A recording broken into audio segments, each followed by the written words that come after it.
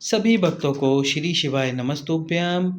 ओम नमः शिवाय। 14 अगस्त शिवरात्रि के दिन से यदि आप ये नियम अपना लेते हैं, जो भी नियम इस वीडियो में बताते हैं उनमें से किसी भी एक नियम को अपनाते हैं और साथ ही साथ में यदि नियम का 12 महीने तक पालन कर लेते हैं, 12 शिवरात्रियों को, तो 5 महीने में आपकी बाबा झोली भर देंगे, खुशियों से मनोकामनाएं पूर्ण कर देंगे। और साथ में यदि आपकी मनोकामना पूर्ण हो भी तो भी आपको 12 महीने तक ये नियम धारण करके रखना है और 12 महीने तक इस नियम का पालन करते रहना है। तो सबसे पहला जो नियम है वो है 3 स्थान पर दीपक प्रज्वलित करने वाला। 3 स्थान जहाँ पर आपको प्रत्येक शिवरात्रि पर दीपक प्रज्वलित करना है। सबसे पहला जो है बेलपत्री के वृक्ष के नीचे। बेलपत्री का वृक्ष बड़ा हो, इस बात का ध्यान रखें ताकि उसकी छाँव आपके ऊपर पड़े। लंबी बाती का घी का दीप प्रज्वलित करें। पहला जो दीप आपको प्रज्वलित करना है बेलपत्री के वृक्ष के नीचे ही करना है।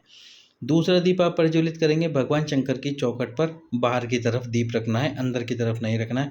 लंबी बाती घी, इसका भी ध्यान रखना। तीसरा दीप आपको प्रज्वलित करना है फिर से एक वृक्ष के नीचे और उसका नाम है आंवले का वृक्ष। आंवले के वृक्ष के नीचे ये दीप प्रज्वलित करना है।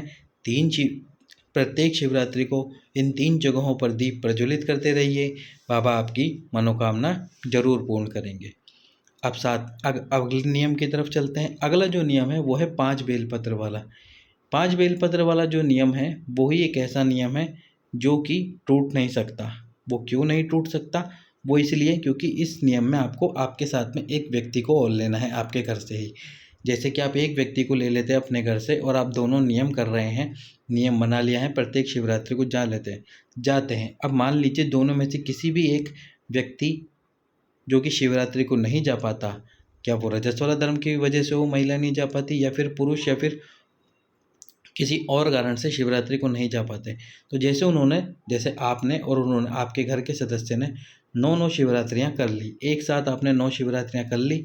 अब अगली शिवरात्रि को किसी एक व्यक्ति को मंदिर नहीं जा पाना या फिर मंदिर नहीं जा पाता, तो जो व्यक्ति मंदिर नहीं जा पा रहा है और जो दूसरा उसके साथ में है, अगर वो जाके उपाय करके आ जाता है ये 5 बेलपत्र वाला, तो जो दूसरा व्यक्ति है उसकी भी 10वीं शिवरात्रि अपने आप गिनी जाती है। उसको जब अगली बार जाएंगे 11वीं शिवरात्रि के दिन, तो वो 11वीं शिवरात्रि दोनों की मानी जाएगी, किसी एक व्यक्ति की नहीं। तो इस प्रकार से अपने घर से किसी न किसी एक व्यक्ति को जरूर साथ ले इस नियम में, ताकि ये 5 बेलपत्र वाला उपाय टूटे नहीं और आप पूरी 12 शिवरात्रियों को कर सकें। तो ये उपाय आपको कैसे करना है? 5 बेलपत्र आपको समर्पित करने हैं 5 स्थानों पर। पहला माता अशोक सुंदरी, दूसरा स्थान माता पार्वती, तीसरा स्थान भोले बाबा, चौथा स्थान जहाँ से जल बहकर नीचे गिरता है, और 5वां स्थान नंदी जी का जो एक पैर ऊपर उठा हुआ है, इस स्थान पर आपको ये बेलपत्र समर्पित करते जाने हैं। बेलपत्र की डंडी आपके विपरीत में रखें, इस बात का विशेष ध्यान रखें।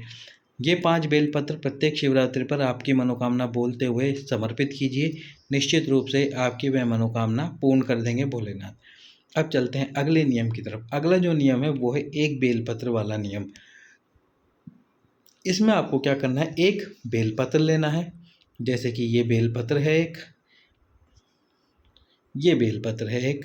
अब ये बेलपत्र की 3 पत्तियाँ, तो इन 3 पत्तियों पर आपको चंदन लगाना है। थोड़ा थोड़ा चंदन लगाइए पहले, और ये जो डंडी वाला भाग है इस डंडी वाले भाग पर इत्र लगाइए। आपकी मनोकामना बोलते हुए डंडी को विपरीत रखते हुए भगवान शंकर के शिवलिंग पर इस बेलपत्र को समर्पित करिए। 12 महीने की 12 शिवरात्रि पर समर्पित करना है। एक बेलपत्र समर्पित करना है, 3 पत्तियों पर चंदन लगाइए, जो चंदन आपके पास हो। कोई विशेष चंदन का वर्णन नहीं कर रहा हूँ इसमें, तो इस बात का ध्यान रखना।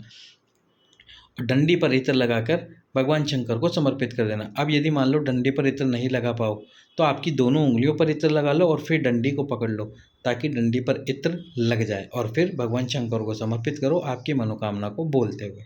ये उपाय कीजिए, ये भी 12 महीने की 12 शिवरात्रियों का ही उपाय है।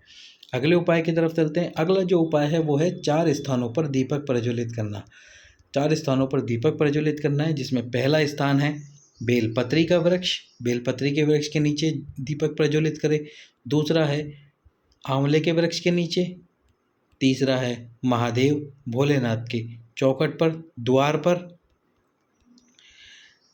दीप प्रज्वलित करें। और चौथा और अंतिम स्थान है आपके घर के द्वार पर। कि 4 जगह है जहाँ पर आपको दीप प्रज्वलित करना है। जो 3 जगह वाला था बेलपत्री, आंवला और भोलेनाथ का द्वार, वो उपाय अलग है और ये उपाय अलग है। इसमें आपको 4 स्थानों पर दीपक प्रज्वलित करना है, उसमें 3 स्थानों पर दीपक प्रज्वलित करना है। तो इस प्रकार से ये वाला नियम भी आप अपना सकते हैं। ये भी 12 महीने की 12 शिवरात्रियों का नियम है। इसको भी आप यदि करेंगे तो पूरे के पूरे 12 महीने तक आपको करना होगा।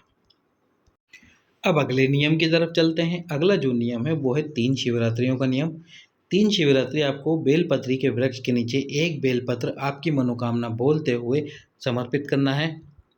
डंडी को अपनी तरफ रखना है और जो पत्ती वाला भाग है वो बेलपत्र की तरफ होना चाहिए। केवल 3 शिवरात्रि करना है आपको ये उपाय। बेलपत्र के वृक्ष के नीचे बस बेलपत्र को समर्पित कीजिए। अब अगले नियम की तरफ चलते हैं। अगला जो नियम है पार्थिव शिवलिंग का निर्माण वाला नियम। पार्थिव शिवलिंग के निर्माण में यदि पार्थिव शिवलिंग का निर्माण आपको प्रत्येक शिवरात्रि पर करना है और उसकी पूजन अर्चना कीजिए। आप अपने हिसाब से पूजन अर्चना करके उसका विसर्जन कर दीजिए। शिवलिंग जो बनाएंगे पार्थिव शिवलिंग, शिवरात्रि और प्रदोष के दिन यदि उसकी पूजा करते हैं तो आप रात्रि भर उस शिवलिंग को रख सकते हैं। पर यदि किसी और दिन आप इनकी पूजा करते हैं पार्थिव शिवलिंग की, तो आपको शाम होने से पहले यानी कि सूर्य अस्त होने से पहले पहले पार्थिव शिवलिंग का विसर्जन करना होता है। तो आप शिवरात्रि 12 महीने की 12 शिवरात्रियों पर पार्थिव शिवलिंग का निर्माण कीजिए, उसकी पूजन अर्चना कीजिए। निश्चित रूप से आपकी जो भी समस्या होगी वह समाप्त होना प्रारंभ हो जाएगी। सभी भक्तों को ओम नमः शिवाय, जय जय महाकाल, श्री शिवाय नमस्तुभ्यम, शिवाय नमः, ओम, हर हर महादेव।